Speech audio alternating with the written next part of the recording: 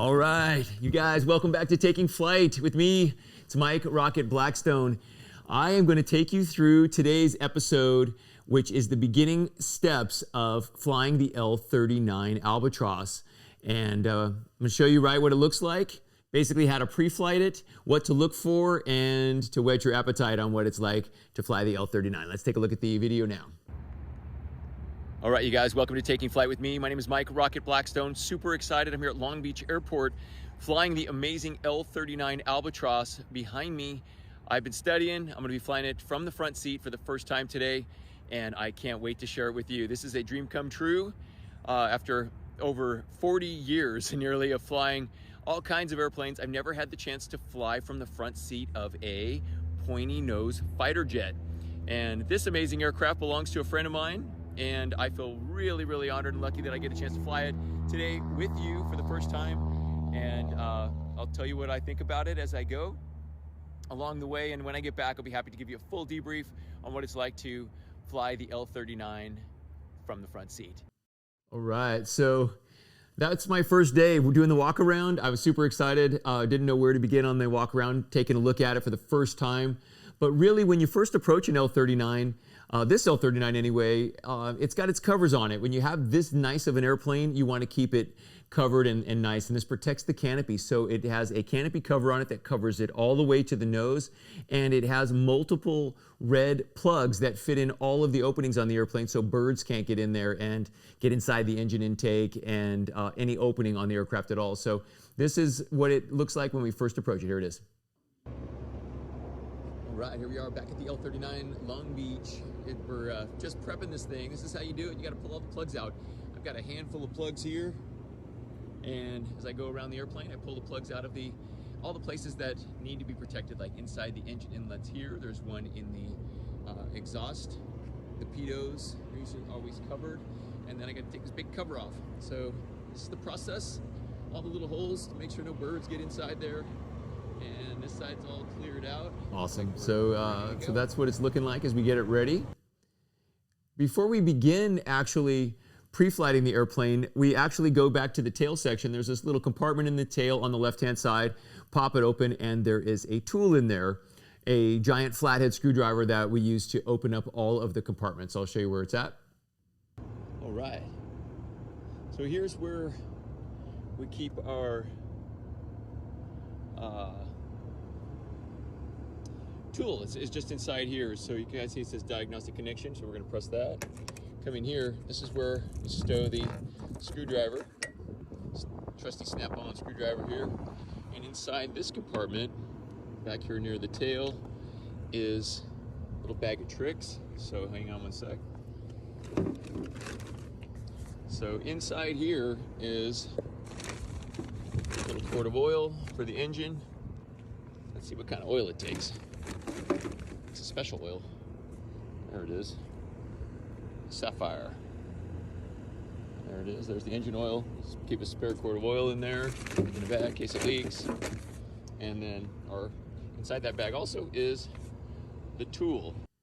So fancy tool. That fancy tool is actually used to lock down the fuel caps on the tip tanks, which in this airplane holds about 42 gallons of gas in each tip. It's an extra large, long-range fuel tip tank, and that is the tool with the 4 prongs on it that we use to cinch down the fuel cap. That's got to be good and snug to keep good suction on the fuel to allow the tank to properly drain. The next slide showing what it looks like inside the engine. So once you pull the plugs out, you can take a peek inside the intake and look inside and see the front of the engine. Here's the N1 blade. Here it is. All right, let's take a peek into the engine of this thing. A little dark in there. There it is. There you are. Nice. All right.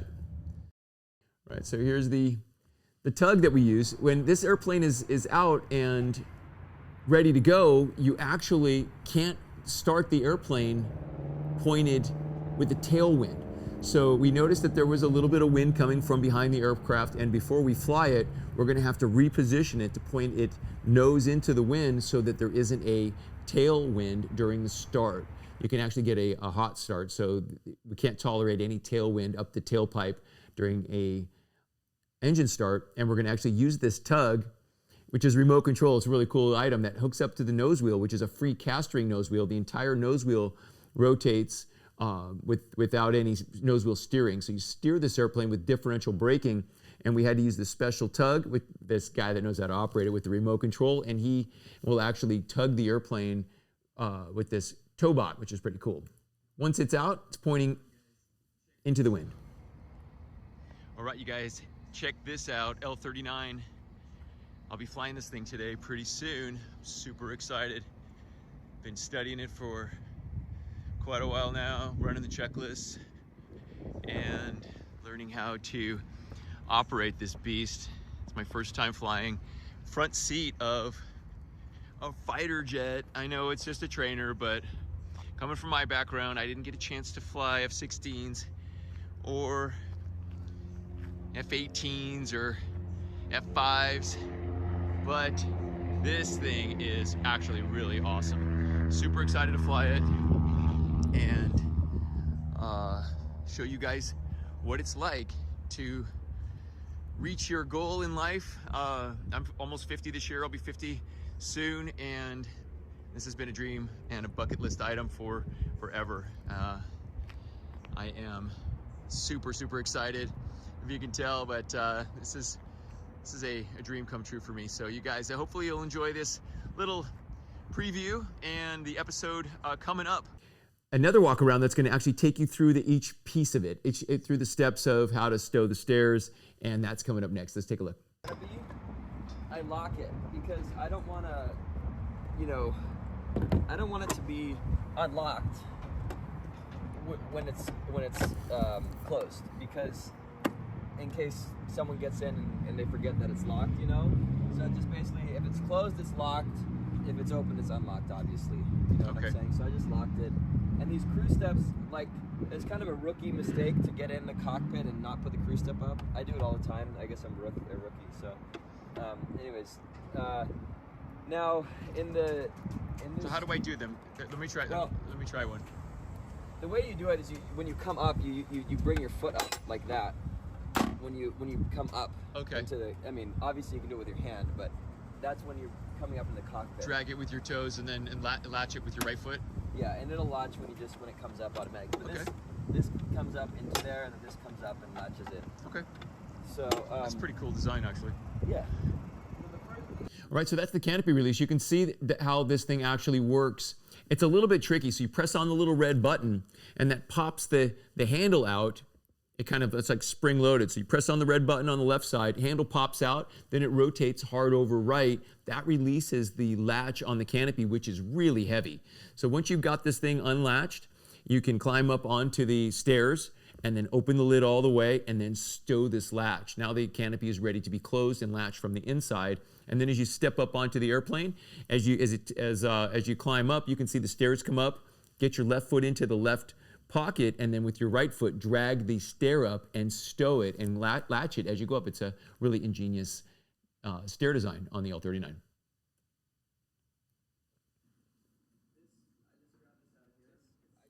So here's where this is also where the plug is to plug it into to jump start the airplane. That's the 24-volt power plug.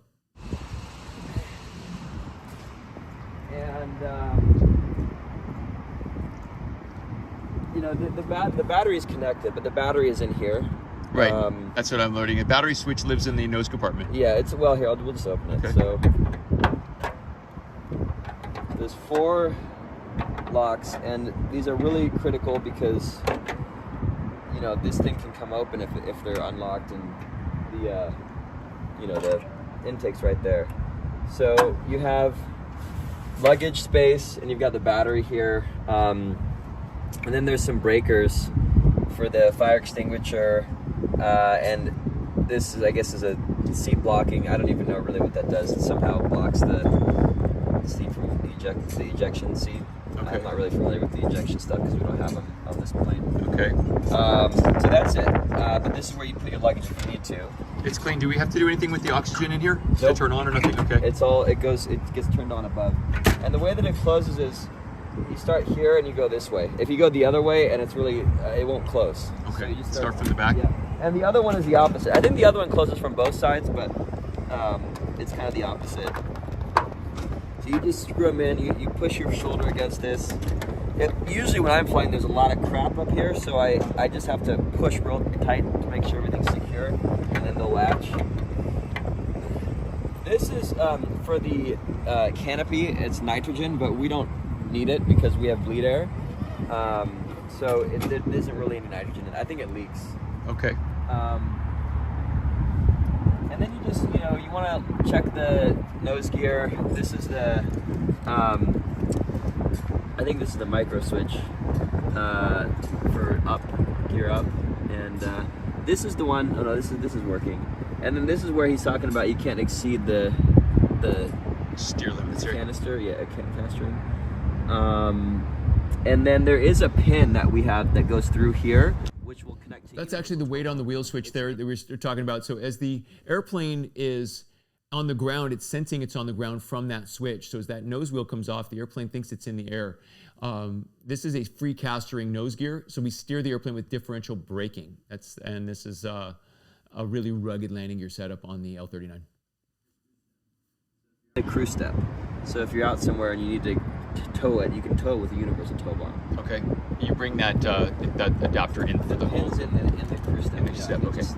Lock in there. Copy. And then basically I go in here and I look and make sure there's nothing inside, right? You can see the blades back there. You just bring your flashlight to kind of check the condition of the blades. Okay. All right. It's really good to watch. And then this, we'll need to let these open because there's a special tool to close this. Okay. And it's in the rear. So we'll get these closed. Tighten that. We have 20 gallons right now. Okay. Ailerons. Look at the size of these ailerons. They're massive. Like this is literally, it gives it an insane amount of roll rate with those huge ailerons. Look at them.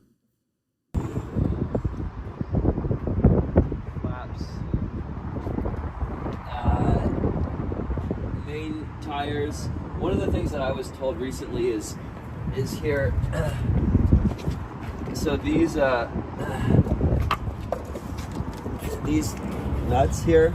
Apparently, okay, so you can kind of see that the ruggedness of the landing gear on this airplane. It is very, very stout, and you have to use a lot of brakes, and it's constantly using the brakes in order to steer it as you pivot the airplane and move it through its through all of the ground handling operations. It's controlled with a handbrake. So you press the pedal, and as you press the rudder pedal, that tells the system which brake pedal pressure to apply brake to, and then you modulate the amount of brake pressure with this grip on the stick. So with your right hand, you're squeezing the brake, deploying the rudder pedal with the foot that you choose to have the brakes. Now, if you want equal braking, pedal to the center, and then gently modulate the brake that way. That's how that works. He's showing the bolts on the wheels that hold the bolts together here. And we'll move forward to the tires look like they're in need for they're ready for a new set. They're pretty close there.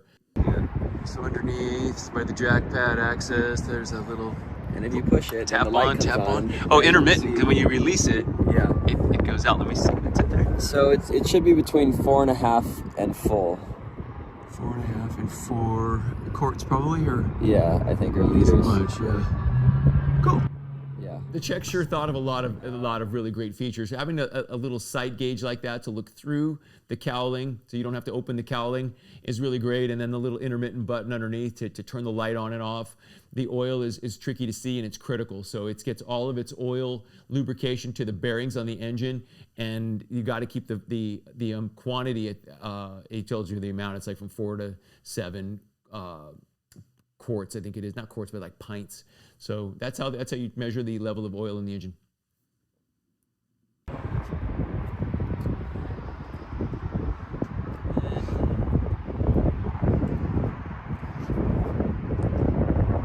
There you go. Look at the condition of this thing. On the tail of the airplane, you can see that that's showing full aft elevator. The stick is full aft right now, and I believe that's where it rides when it's sitting on the ground. The weight of the elevator is preloaded to be full aft. From what I understand, when you get in the airplane, we strap the stick forward, and when you're taxiing it, the stick has to remain full forward to keep pressure on the nose wheel so you can get to the brakes. So that's an unusual thing, especially for a tail dragger pilot like myself. I want to go full aft stick on the ground. In this airplane, when you're taxiing, it's actually you need to hold the stick full forward so you can keep the nose down on the ground, steer the rudders, and steer the aircraft with the brakes, and then modulate the brake with the grip. So that's a little different. You're also seeing right here, these are static wicks. This dissipates the static electricity on the aircraft as it flies at high speed. The actual airspeed that this airplane can fly is, the maximum speed is 490 knots indicated, but its cruise speed is somewhere in the 300, 320 range. I haven't tried it yet, but that's what it's looking like. Underneath the elevator here, you can see these little gates. These actually flow air over the elevator at different angles of attack to help keep positive elevator control forces going across the elevator. From what I understand, that's what that looks like. They're little gates, little vortex generators to help direct the airflow over the elevator. Taking a look inside the engine compartment, that is the cleanest engine I think I've ever seen. Looking into that, that's where the soot and the exhaust comes out of the engine. This is that should be the really dirty area, and it's actually really clean on this airplane. Nice and clean. Over there. Beautiful. Looks good. Here's the tool. So there's where that fancy tool lives. That's how we lock down the tip tanks like we mentioned before. There's two compartments. They're both on the left side, and this is where we keep the spare quart of oil. So now the other thing is the hydraulic reservoir, which is right here. And it's basically you should just see some fluid in there. Okay. Hydraulic fluid red indication. All right. It's a reservoir, which you can see the oil, and if you can see it, it'll say full or min. It has a note on there. Mark, it's placarded. That's for the Sapphire oil? Yeah. Lives in there, okay. Okay, so the Sapphire lives in there. He's talking about the Sapphire. There's a tiny little APU that actually starts the engine, and it's really a cool feature. When you hear the engine start up, the first thing you're going to hear is the Sapphire fire up. After about 25 seconds, that thing will come online. Then it has enough air pressure built up in the system to allow the airplane to have bleed air, which forces air through the engine and starts the engine using this APU, or they call it a Sapphire.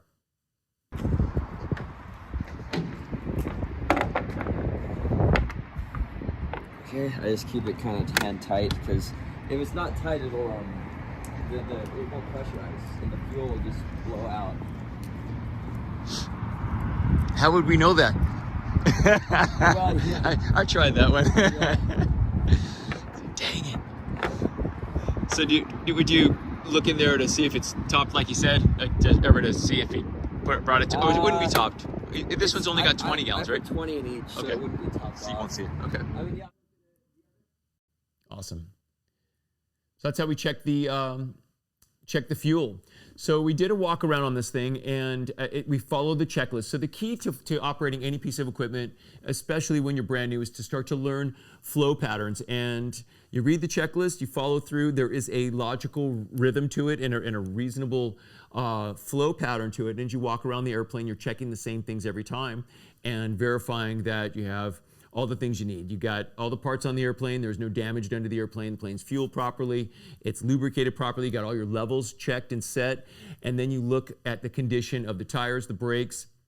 Continue to walk around, and you're clearing the airplane and making sure that all the panels are closed, all of the parts are there, and this airplane is fueled and ready to go with everything that it needs. So keep following the checklist. Any airplane is the same. This reminds me so much of the Marchetti, and it's just a little bit bigger version of it. It weighs about 10,300 pounds. Our Marchetti weighs 2,430 pounds, and we have a 260 horsepower engine. This thing has an engine that produces 3,800 pounds of thrust. It's everything that a fighter jet should be. It's sleek, it's fast, it's very rugged, very military.